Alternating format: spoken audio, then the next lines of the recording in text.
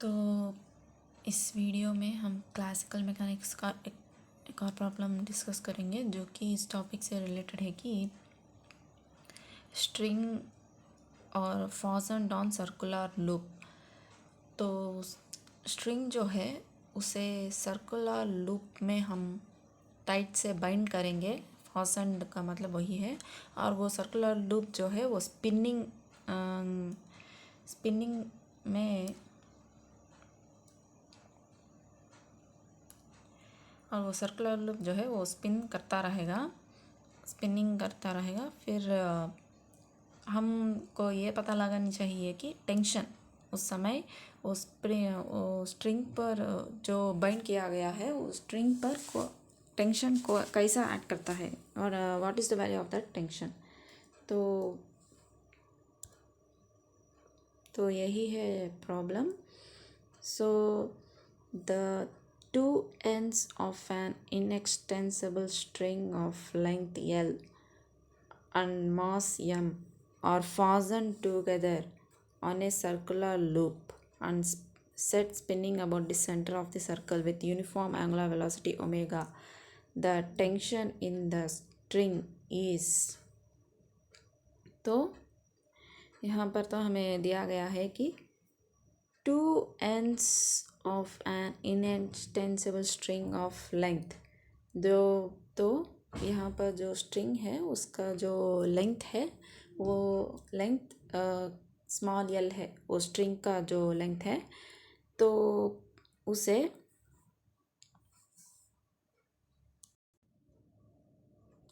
यानी कि और वो स्ट्रिंग का मास जो है वो कैपिटल एम है और fasten together the two ends यहाँ पर दिया गया है टू एंड्स और fasten together on a circular loop. तो इससे हमें इस तरह समझ लेना चाहिए कि यही है वो स्ट्रिंग का जो लेंथ है यल है और उसका जो मास है कैपिटल एम है। ये है एंड्स ऑफ द स्ट्रिंग, ये एक एंड और ये एक एंड। तो इस स्ट्रिंग को क्या किया गया है इसमें तो दिया है कि circle are fasten together on a circular loop and set spinning about the centre. तो एक सर्कुलर लूप यानी कि ये एक सर्कुलर लूप है, यानी ये एक सर्कल है। तो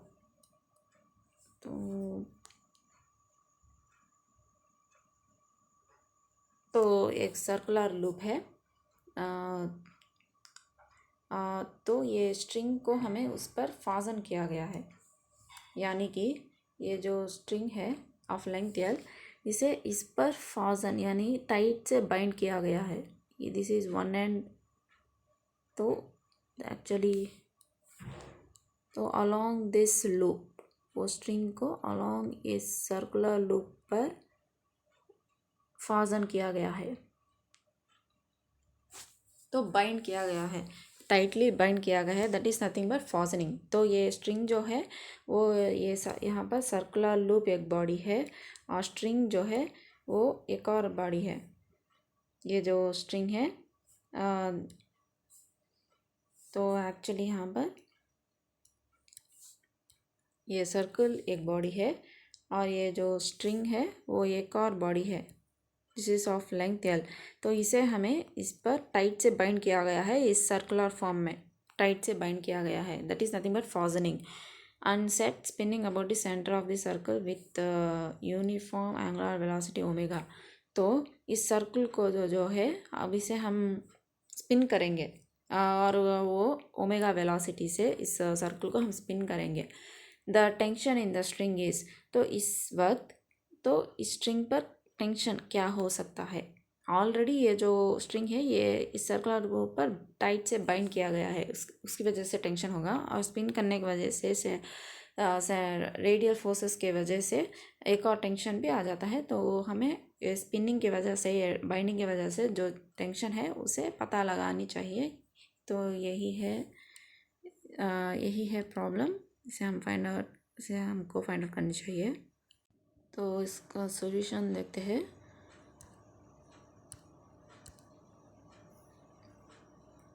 तो यहाँ पर दिया गया है कि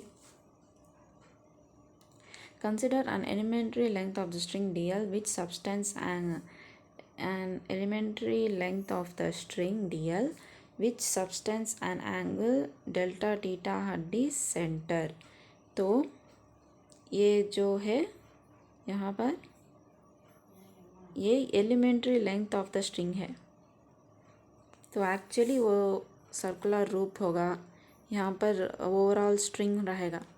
अगर हम एक स्मॉल पोर्शन को लेते हैं तो ये elementary actually entire length of the string तो एल है, और ये एलिमेंट्री लेंथ का एलिमेंट्री स्ट्रिंग जो है उसका लेंथ है डी एल। तो वही तो यहाँ पर दिया गया है with substance and angle delta theta at the centre. तो यहाँ यही है सेंटर ऑफ द लूप। तो यहाँ पर वो डेल्टा थीटा एंगल सब्सटेंड करेगा। तो एक्चुअली यहाँ पर डेल्टा फाई दिया गया है, एक्चुअली ये फाई नहीं है, ये तो डेल्टा थीटा है। फाई और डेल्टा थीटा किसी से भी रिप्रेजेंट कर सकते हैं। तो ये डेल्टा थीटा एंगल है, एंड यानी कि ये जो स्ट्रिंग है ये यहाँ पर सेंटर पर डेल्टा थीटा एंगल करेगा। तो यहाँ पर डेल्टा थीटा एंगल कर रहा है ये elementary length. and drawing a free body diagram for this elementary length।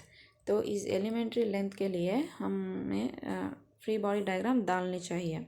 तो यही है वो फ्री बॉडी डायग्राम, यानी कि उस स्ट्रिंग पर जो कोई भी फोर्सेस ऐड कर रहे हैं उसे हम अब पहचाननी चाहिए। तो यहाँ पर हम देखते हैं तो इस एंड पर टेंशन तो इस डायरेक्शन में ऐड कर रहा है एक्चुअली, और यहाँ पर इस डायरेक्शन में टेंशन ऐड कर रहा है। दैट इज़ नथिंग बट ये जो सर्कल को अटैच हुआ है वो स्ट्रिंग टेंशन तो उस डायरेक्शन में ऐड करेगा, यानी कि टेंजेंशियल डायरेक्शन। क्योंकि ये स्ट्रिंग जो है एक्चुअली वो इस फॉर्म में था पहले, लेकिन अब इसे हमें इस सर्कुलर फॉर्म में से हमें बना दिया है, टाइट से बाइंड किया गया है। तो टेंशन ऐड होता ही रहेगा। तो इस तरह ये जो स्ट्रिंग को है इसे हम फोर्सिबली इस सर्कुलर फॉर्म में बाइंड करने के लिए टाई किया गया है। तो इस वजह से फोर्स इस तरह एक्ट होता है इन द टेंजेंशियल डायरेक्शन, ताकि वो सर्कुलर रूप से बाइंड होकर रहे। तो यही तो यहाँ पर दिया गया है कि tension acting in tangential direction, इसी वजह से हमें टेंशन जो है वो टेंजेंशियल डायरेक्शन में एक्ट कर रही है ऑन द बोथ साइड्स। तो नेक्स्ट हमें इसे कंपोनेंट्स के फॉर्म में स्प्लिट कर देनी चाहिए। तो टेंशन इस डायरेक्शन में एक्ट कर रही है, राइट हैंड साइड में देखेंगे तो ये एक vertical component, this is horizontal component of the tension. Next हमें ये जो पूरा एंगल है वो डेल्टा थीटा है। इसमें half of the angle delta theta by 2 होगा।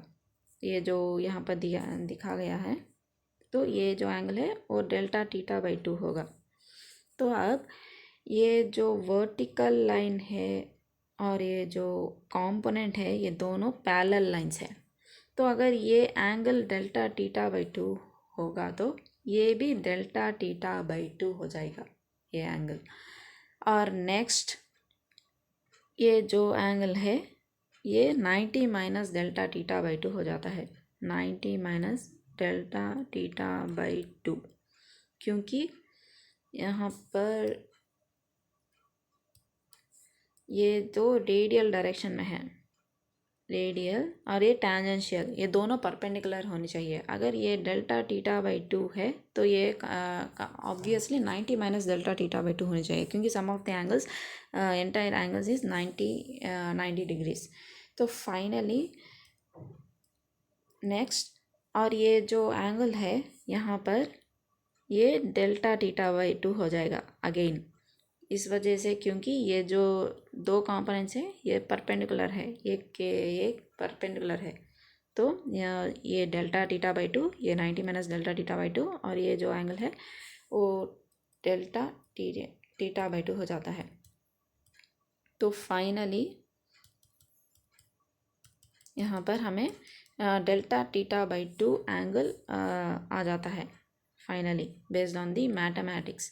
तो ये जो कंपोनेंट है वो हॉरिजॉन्टल कंपोनेंट यानी अलोंग द एंगल, तो टी कॉस थीटा बाई 2 हो जाता है। और ये जो है ये टी साइन थीटा बाई 2 हो जाता है वर्टिकल कंपोनेंट। उसी तरह यहाँ पर भी सेम टू सेम ये डेल्टा थीटा बाई 2 हो जाता है ये एंगल। यहाँ पर भी ये बिकॉज ऑफ पैरेलल लाइंस ये डेल्टा थीटा बाई 2 हो जाएगा। और ये जो एंगल है वो 90 माइनस डेल्टा थीटा बाई 2, यानी कि यहाँ पर जो एंगल है वो 90 माइनस डेल्टा थीटा बाई 2 हो जाता है। और यहाँ पर जो एंगल है वो डेल्टा थीटा बाई 2 हो जाएगा। तो ऑब्वियसली हमें ये टी कॉस थीटा बाई 2 हो जाएगा और ये T sign theta by 2 based on vector components. तो अब हम देखेंगे तो फाइनली ये जो टी कॉस थीटा बाई 2 है इस तरफ और ये जो टी कॉस थीटा बाई 2, ये दोनों एक ही एलिमेंट पर ऐड कर रहे हैं ये दोनों फोर्सेस। तो फाइनली क्या हो जाएगा, ये दोनों फोर्सेस कैंसिल हो जाएंगे। तो क्योंकि ऑपोजिट डायरेक्शंस में जो एक्ट कर रहे हैं, फाइनली जो जो कोई भी फोर्सेस बचे होंगे तो वो यही है, ये टी साइन थीटा बाई 2 और ये टी साइन थीटा बाई 2, ये यही दो फोर्सेस बचे रहेंगे। और वो दोनों भी डाउनवर्ड डायरेक्शंस में एक्ट कर रहे हैं, यानी कि टुवर्ड्स द सेंटर दोनों का डायरेक्शन एक ही है, तो वो दोनों एडअप हो जाएंगे, ये दोनों फोर्सेस सब्ट्रैक्ट हो जाएंगे because of the opposite directions. So 2t sign theta by 2, तो हमें finally 2t sign theta by 2 आ जाता है।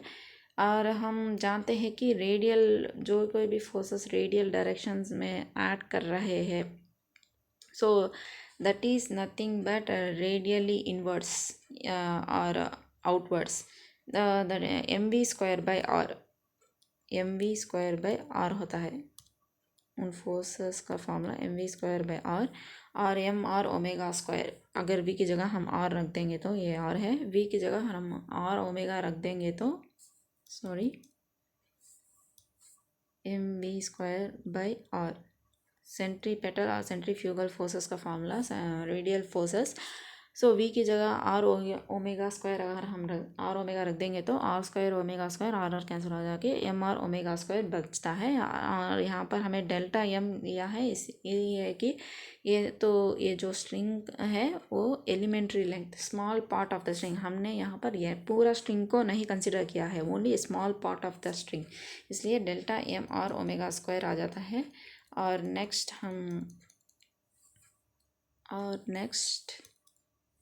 इस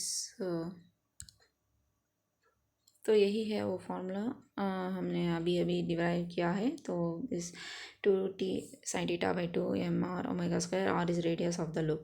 अब हम अगर ये थीटा बाई 2 स्मॉल जो एंगल है अगर वो बहुत स्मॉल होगा, यानी कि यहाँ पर ये जो एंगल है अगर हमने थोड़ा सा सिर्फ ये एंटायर स्ट्रिंग में ओनली सम पार्ट अगर हम ओनली इस पोर्शन को कंसिडर करेंगे तो वो ऑब्वियसली थोड़ा ही एंगल बना पाएगा सेंटर में, क्योंकि हमने थोड़ा सा ही पार्ट कंसिडर कर रहे हैं। तो delta theta by 2 small angle है। अगर डेल्टा थीटा बाई 2 जैसे कि साइन 0 इज इक्वल्स टू 0, उस तरह nearly sine 0.00 something angle is nearly equal to 0.00 something angle.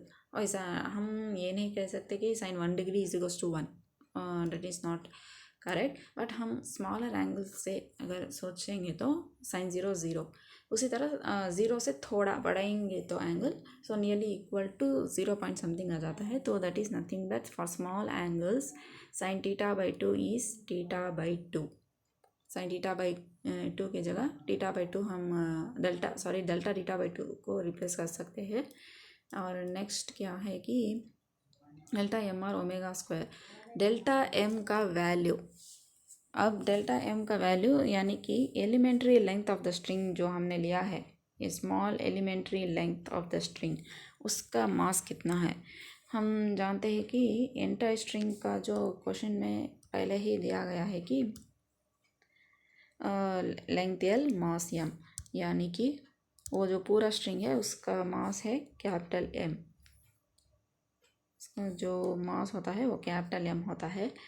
और उसका लेंथ एल, यानी कि mass per unit length of the string.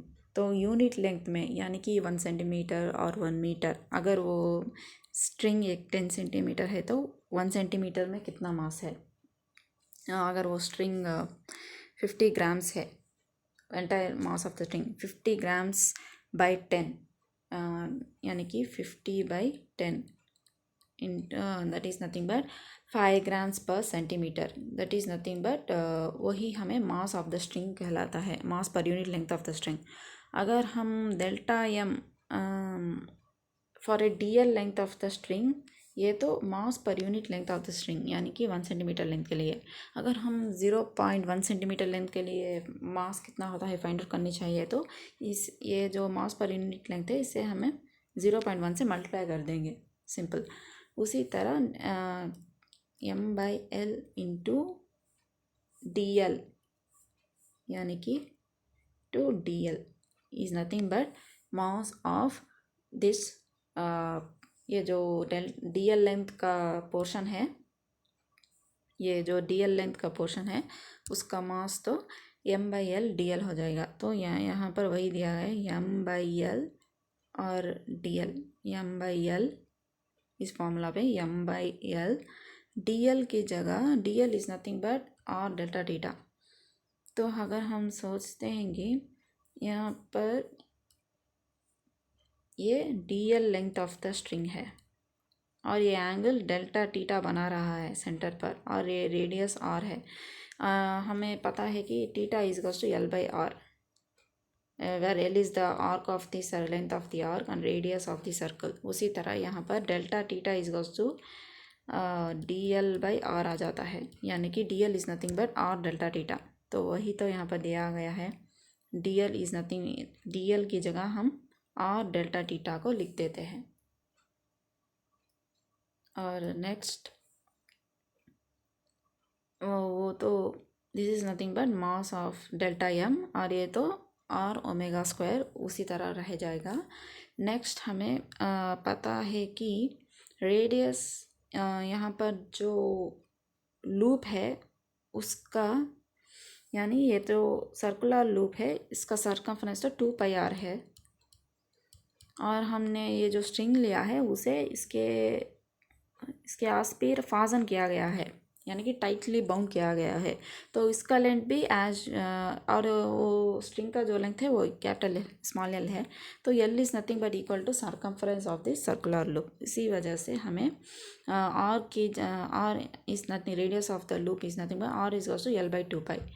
तो हम फाइनली यहाँ पर जो आता है, यहाँ पर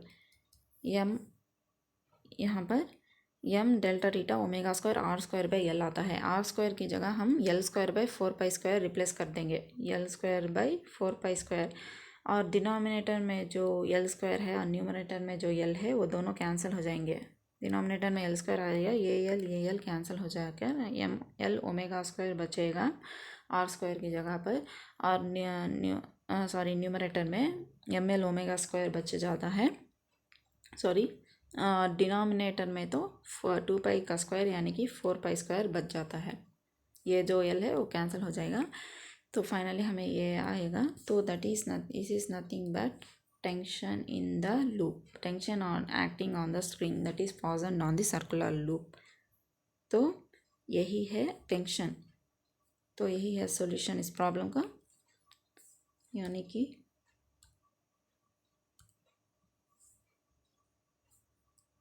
ML ओमेगा स्क्वायर/4π², जो कि हमने अभी डिराइव किया गया है, तो यही है उसका आंसर। तो थैंक यू।